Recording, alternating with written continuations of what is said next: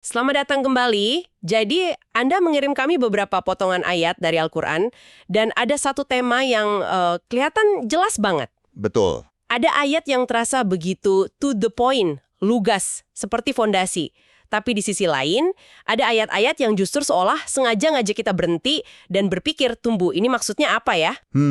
Penuh simbol dan lapisan makna. Nah, hari ini kita mau bedah soal itu. Kita akan jelajahi gimana teks suci ini bisa berkomunikasi dengan dua cara yang sangat berbeda, tapi saling melengkapi. Ini topik yang menarik sekali. Karena ini menyentuh jantung dari cara kita berinteraksi dengan sebuah teks. Benar.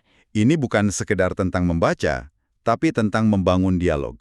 Kita akan melihat bagaimana Al-Quran meletakkan pilar-pilar yang kokoh lewat ayat-ayat yang maknanya jernih, yang dalam tradisi keilmuan Islam disebut muhkamat.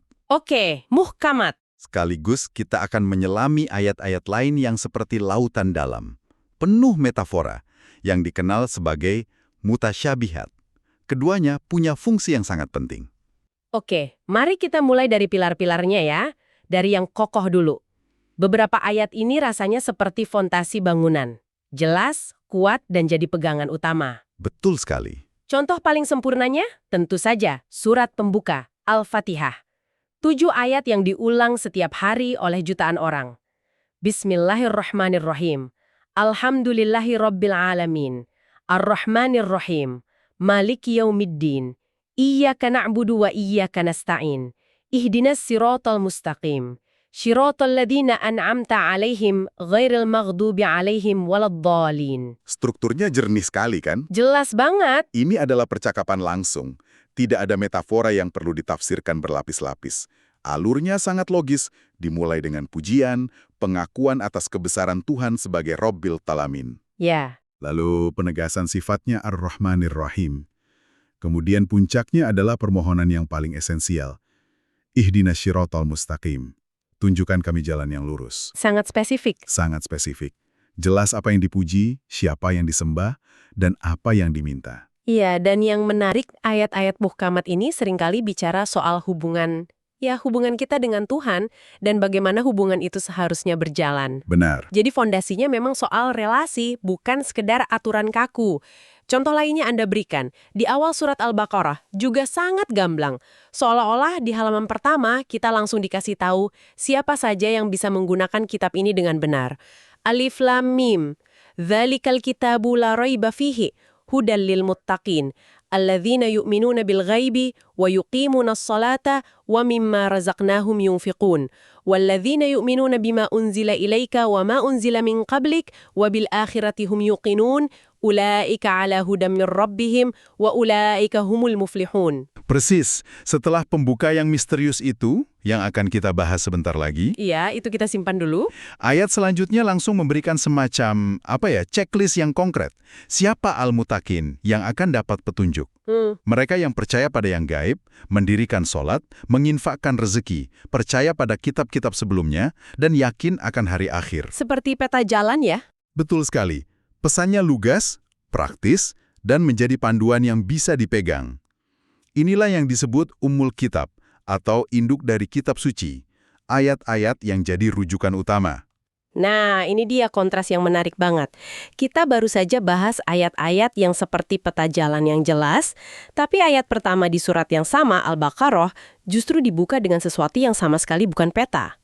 Alif Lam Mim. Hahaha, iya. Dari yang paling jelas, kita langsung dilempar ke yang paling misterius. Ini kan disengaja ya? Tentu, Alif Lam Mim ini adalah contoh sempurna dari ayat mutasyabihat. Sepanjang 14 abad, para ahli tafsir mencoba mengurainya, tapi kesimpulannya selalu kembali ke satu titik. Hanya Tuhan yang tahu makna pastinya. Jadi memang tidak ada yang tahu. Tidak ada. Keberadaan huruf-huruf terpotong atau huruf muqatta'at ini seperti sengaja dipasang sebagai penjaga gerbang intelektual. Teks ini seolah berkata, sebelum kamu mencoba memahami saya, pahami dulu batas pemahamanmu. Wow. Ini bukan sekedar ajakan untuk rendah hati, tapi ini tentang mengubah mode analitis kita dari menaklukkan teks menjadi berdialog dengannya. Saya suka sekali istilah itu. Tepat. Lalu ada jenis mutasyabihat lain yang bentuknya perumpamaan. Saat saya baca contoh yang Anda berikan di surat Al-Baqarah ayat 266, saya agak bingung. Oke, Di sana digambarkan seseorang dengan kebun yang subur, lalu di masa tuanya, kebun itu hangus terbakar oleh angin api. Pertanyaan saya, ini sebenarnya perumpamaan tentang apa sih? Tentang kehilangan harta atau tentang amal baik yang terhapus? pertanyaan yang bagus sekali. Karena justru disitulah kekuatan ayat ini. Ia tidak memberikan satu jawaban tunggal. Oke. Sebagian mufasir melihat ini sebagai gambaran tentang riya atau pamer dalam beramal. Kebun yang subur itu adalah pahala, dan angin api itu adalah satu niat pamer yang menghanguskan semuanya. Masuk akal. Tafsir lain melihatnya sebagai peringatan bagi orang kaya yang lupa bersedekah, lalu hartanya lenyap di usia senja. Kekuatan ayat mutasyabihat seperti ini adalah fungsinya sebagai cermin. Ia tidak memberi kita satu jawaban, tapi sebuah refleksi yang bisa menunjukkan banyak kondisi jiwa yang berbeda. Jadi tujuannya bukan memberi jawaban hitam putih, tapi memprovokasi perenungan ya. Benar. Diskusi ini secara alami ngebawa kita ke gagasan yang lebih dalam lagi, yaitu makna lahiriah versus makna batiniah. Betul. Apa yang terlihat di permukaan, dan apa yang tersembunyi di baliknya. Dan contoh paling dahsyat untuk ini, yang ada di sumber Anda, adalah kisah perjalanan epik Nabi Musa dengan seorang hamba misterius, yang kita kenal sebagai Khidr, dalam surat Al-Kahfi. Benar.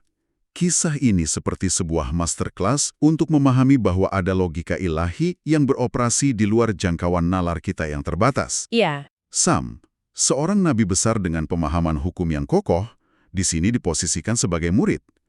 Ia mewakili cara pandang kita yang logis, yang menilai sesuatu berdasarkan benar salah yang tampak di permukaan. Oke.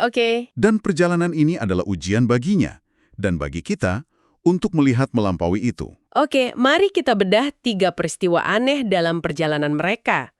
Yang pertama, mereka numpang perahu nelayan miskin. Di tengah laut, si hamba misterius ini malah melubangi perahu itu. Iya, tentu. Logika lahiriah kita, seperti halnya logika Musa, akan langsung berteriak, ini salah, ini kezaliman. Tidak ada justifikasi apapun untuk merusak properti orang miskin yang sudah menolong kita. Protesnya Musa sangat bisa dipahami. Sangat bisa. Oke, yang perahu tadi mungkin masih bisa dicari-cari alasannya, tapi yang berikutnya ini, terus terang ini yang paling sulit diterima akal sehat. Nah, ini dia. Mereka bertemu seorang anak muda, lalu tanpa peringatan apapun, Khidr membunuhnya. Ini, bagaimana mungkin ada justifikasi untuk ini? Ini kan pembunuhan. Persis. Ini adalah titik di mana logika lahiriah benar-benar menemui jalan buntu. Dari sudut pandang hukum dan moral manusia, ini adalah kejahatan terbesar, Allah total di permukaan. Dan yang ketiga, ini bukan jahat tapi aneh. Mereka sampai di sebuah kota yang penduduknya pelit bukan main, tidak mau kasih makan. Iya. Lalu mereka lihat ada dinding yang mau roboh. Alih-alih pergi, Khidr malah mengajak Musa kerja bakti gratis untuk menegakkan kembali dinding itu. Betul. Ini kan sebuah kebaikan yang tampak sia-sia untuk orang-orang yang tidak pantas menerimanya. 3 tindakan yang dari kacamata lahiriah tampak sebagai perusakan, pembunuhan, dan kesia-siaan. Tapi di akhir perjalanan, tabirnya dibuka. Nah, ini dia bagian penjelasannya. Khidr menjelaskan makna batin, atau mengapa dibalik setiap tindakannya. Dan disinilah kita melihat pergeseran perspektif yang luar biasa. Mari kita lihat satu persatu soal perahu yang dilubangi. Ternyata, di depan sana ada seorang raja zalim yang sedang merampas paksa setiap perahu yang kondisinya bagus untuk dijadikan armada perangnya. Dengan membuat perahu itu sedikit cacat, Khidr membuatnya tidak menarik bagi sang raja. Jadi, yang kelihatannya seperti perusakan. Tepat, penyelamatan aset para nelayan miskin itu. Oke. Jadi ini soal kerusakan kecil untuk mencegah bencana besar. Logika itu masih bisa kita ikuti. Lalu, yang paling sulit, anak yang dibunuh itu. Khidr menjelaskan bahwa anak itu ditakdirkan untuk tumbuh dewasa menjadi sumber bencana bagi kedua orang tuanya yang sangat soleh. Dia akan menyeret mereka ke dalam kekafiran dan penderitaan. Astaga. Rahmat tersembunyi untuk melindungi iman kedua orang tuanya. Tuhan berjanji akan menggantinya dengan anak lain yang lebih baik. Jadi yang kelihatannya seperti kejahatan ternyata adalah perlindungan. Perlindungan. Ini berat untuk diproses, tapi logikanya adalah melindungi sesuatu yang lebih besar, yaitu iman orang tuanya. Oke, terakhir dinding yang diperbaiki di kota Plit itu. Di bawah dinding itu, tersimpan harta warisan milik dua anak yatim. Ayah mereka adalah orang soleh. Jika dinding itu roboh sekarang, penduduk kota yang serakah pasti akan menjarah harta itu.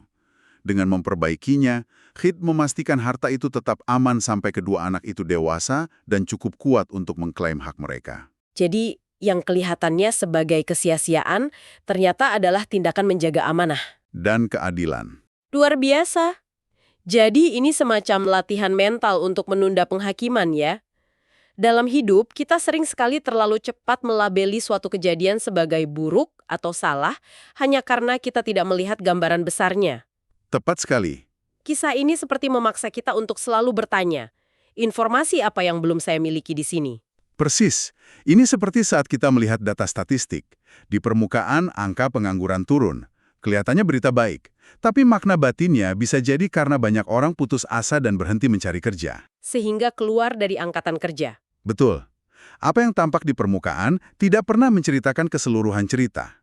Kisah Musa dan Khidir ini adalah pengingat abadi bahwa selalu ada lapisan makna dan hikmah yang lebih dalam. Jadi setelah perjalanan ini, apa artinya semua ini bagi Anda yang menyimak? Kita melihat Al-Quran berbicara dengan setidaknya dua suara. Ada suara yang jelas dan tegas. Ayat-ayat muhkamat yang menjadi fondasi kita. Kompas kita. Iya, kompas kita. Tapi ada juga suara yang puitis dan simbolis. Ayat-ayat mutasyabihat dan kisah-kisah berlapis yang mengajak kita untuk menyelam, merenung, dan tidak pernah merasa puas dengan pemahaman yang dangkal. Dan keduanya saling membutuhkan. Tanpa ayat yang jelas, kita akan tersesat dalam lautan tafsir tanpa arah. Tapi tanpa ayat yang simbolis, pemahaman kita akan menjadi kaku, kering, dan kehilangan kedalaman spiritualnya. Jadi kompas dan samudra ya? Tepat. Ayat yang jelas memberikan kita kompas, sementara ayat yang simbolis memberikan kita samudra untuk dijelajahi. Keduanya adalah bagian esensial dari sebuah dialog yang hidup dengan teks ini. Sebagai penutup, kami ingin meninggalkan Anda dengan sebuah pertanyaan untuk direnungkan. Di zaman informasi yang serba cepat ini, saat kita melihat satu postingan di media sosial, membaca judul berita, atau mendengar sepotong gosip tentang seseorang, seberapa sering kita langsung melompat ke kesimpulan? Dan peluang pemahaman baru apa, atau bahkan hubungan baik apa yang mungkin terbuka jika kita membiasakan diri untuk jeda sejenak dan bertanya, kira-kira cerita lengkapnya apa ya di balik semua ini?